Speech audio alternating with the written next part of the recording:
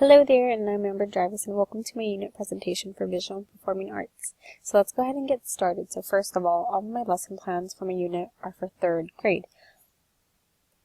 So these are the multiple intelligence in my lesson plan. So body kinetic can be found in my music, dance, and theater lesson plans. So in every single lesson that I do have, it's going to be interpersonal because they all require team and partner communication and cooperation, which really helps students with socializing and developing their language skills and developing them in general. So music, I have the next one as music. So most of my lessons do have a music component in it. So it really helps motivate and get students' attention. I also use it as attention getters for certain ones, like you'll see for It's a Small World. Next is linguistics. So this is heavily involved with every single arts that I have for my lesson plans. So not only for the actual lesson plans, like I had mentioned right now, but for the extensions of it, for the homework ones that I had homework extensions, so they'll take it at home, and they'll still have to incorporate music with it. And for fully explaining and understanding the arts as well. So visual and spatial is going to be the following one, and it can only be found appropriate for one of my art and history, which is the very first lesson plan that I'll be discussing after this, on Native American. So lastly, naturalist was also part of that one too as well for the history and art lesson, because my art lesson does have to do with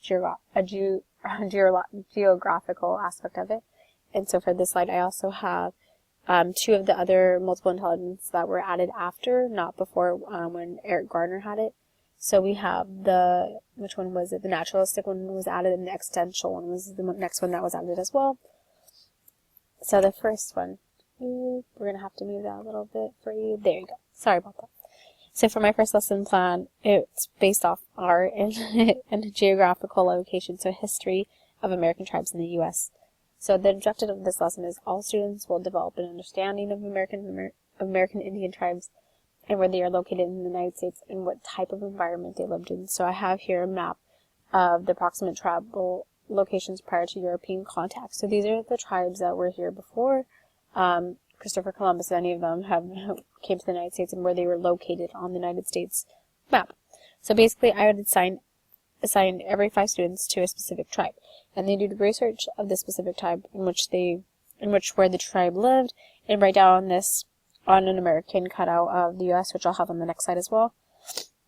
And so at the very end, the groups will talk about the tribe and what they're known for. So basket weaving, I know that's a huge thing for American tribes too, so they can talk about what they were best known for and what they created and what type of environment they lived in. So we're talking about coastal, mountain, valley, hills, oceans, and lakes. I know this has to pertain with this specific standard I had written down for history for my lesson objective as well.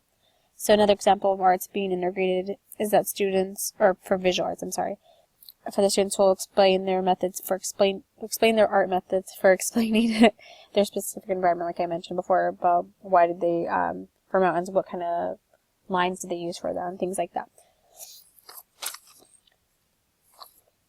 And so this lesson, let me go ahead and move it to the next slide. So this was the cutout that I was talking about. So students will be having their own individual one, and they will find the geographic location for the tribe and pasting it onto that and explaining it to the class. So the second lesson that I do have is a music activity. So I personally remember this song for my second, or I think it might have been 3rd grade, teacher who performed this, and I absolutely love the song. I actually still memorized it myself still. So we learned about this during my time. We were learning about whales, so this would have to be specifically for a whale unit I was thinking about I do in class. So I wanted to incorporate it somehow. So the music activity, the objective of the lesson is students will be able to sing the lyrics, memorizing them, and be able to perform it as a class. So students will be able to know various facts about the beluga whale as well. So before anything as a class, we would discuss whales and the different kinds of whale there are, because there are so many different species of whales, as we know. But today specifically, we'll be talking about the beluga whale. Students in each group will have their own verse to read aloud, and at the end of the class, they would perform the Baby Beluga song together. So I really like this too because it gave students the opportunity to work with others, so interpersonal, displaying positive teamwork, and for each student, they would be held accountable for their specific verse and lyrics. So they would have to know what at this time, at the part of the song, that they would know how to sing that certain part as well. As an extension, I had also added, I wanted students to choose a different type of whale other than the beluga whale that we just talked about. Another whale that we particularly didn't discuss in class if this was doing a unit and they would do research on it and present it to the entire class in either a poem or a song. So I wanted to keep the music component of the visual and performing arts for them to help really understand it. So this helps students with the creatively research and being able to present it to the class, which is a huge thing I know that I think needs to be developing children at a younger age than middle or high school, is being comfortable presenting to their peers. And so the next slide we have is the actual lyric songs that I have for my lesson plan. So Baby Beluga in the Deep Blue Sea. So that'd be considered the first verse. Would be the I guess the chorus I would describe it as. The Baby Beluga is the warm, warm water. Would be a different part that everyone would have a different part of it. So this is the actual song I had that we can play a little snippet of as well.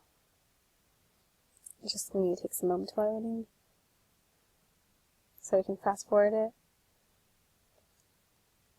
It also has a very intro. It's kind of hard, but I would also let them know about their timing too, as certain cues. I would also direct them in that, and it also has really awesome visuals too.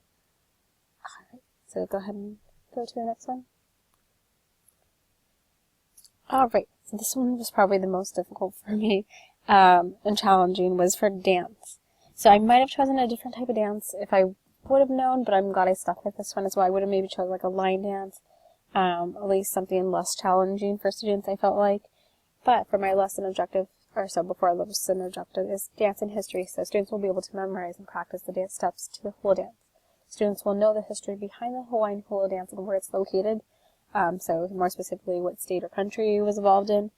But I love the historical aspect of the Polynesian dance. That's the main reason I decided to choose that, is because it had to do, for students would be able to learn about the 5 beginner dance moves as a class. Then it would be broken down into 5 groups. So the 5 different groups would be the 5 beginner dance, like I just mentioned. Then they would be broken down. And then for within those 5 groups, they would each practice one of the 5 dance moves specifically, so they become a little experts at each single dance. And then after that, they would rotate accordingly, so I'd probably have them rotate clockwise. So students can combine and perform basic locomotor skills in this lesson, which I really love. So these are the 5 dance moves. Well, we can actually play the video a little bit too. But at certain parts, I had written down also on my lesson plan at what cues they would know. So that's just like the intro. Before that, so these are the 5 actual dance moves that we're going to be learning. So the kaluho is the extension of your arms while keeping your elbows up, and it shows all of the dance moves in the video, so they're not too complicated for students to understand, which was my main idea that I really wanted to have as well for them. So moving on to last but not least is my theater lesson based off It's a Small World. So I'm a huge Disney fan, and I love the whole concept behind It's a Small World as well, with all the different countries and having diversity is the main aspect, I think, and huge for children as well to understand. So students will be able to engage in Disneyland It's a Small World video as an intention getter, so I'll go ahead and play that in just a moment. So it's covering theater, like I just mentioned. Objective of lesson is students will be able to perform a specific person or something in relation of that country of their choice. That's a mouthful. Something I'm very passionate about is integrating other cultures and countries to students. It's definitely going to be one of my focuses when I'm a teacher, because we're a very diverse country, and representation matters to me. This is actually something intended for students to really imagine being in another country, so it's all about using their imagination and being as creative as possible, as well as using prior knowledge of this country to explain it to the class. So every pair of students will basically personally choose their own country. I, as a teacher, won't choose them. They will be entirely up to the students, and they will act it out in front of the class. So they can either use books, online resources, or prior knowledge, as I mentioned before. Props aren't necessary for this assignment, but they are recommended for my lesson plan. So once students perform, the rest of the class has to guess that specific country. And before I forget, let's go ahead and play the actual intention getter, since it's so much fun, especially if a student hasn't even gone to Disneyland before. It really captures the entire ride and the aesthetic about it.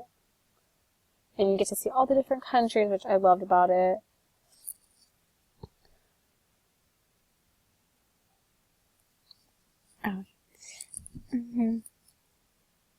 So besides for this, I forgot to mention prior, like inquiry questions are something huge in order for teachers to assess if the students whether grasp a concept that the teacher was intended for the objective of the lesson, like I mentioned.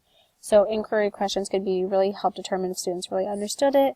So like one I had to throw as an example was like, what would you do if you could do differently with this specific theater activity? So if they could have like, well, I could have remembered this and said like, I know this because somebody told me this about this country. But it's okay, so it allows them to discuss what they did well and what they could have done as well with the assignment if they were given more time, and then can lead to other extensions of the activity.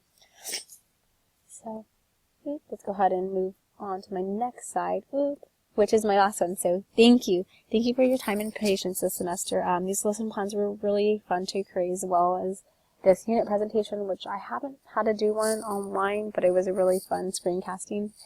And I want to give you, Rocky, if you can only see my hand, I learned that in another class that I observed. But I hope to see you later, Gator. Thank you. And I hope you enjoyed my presentation.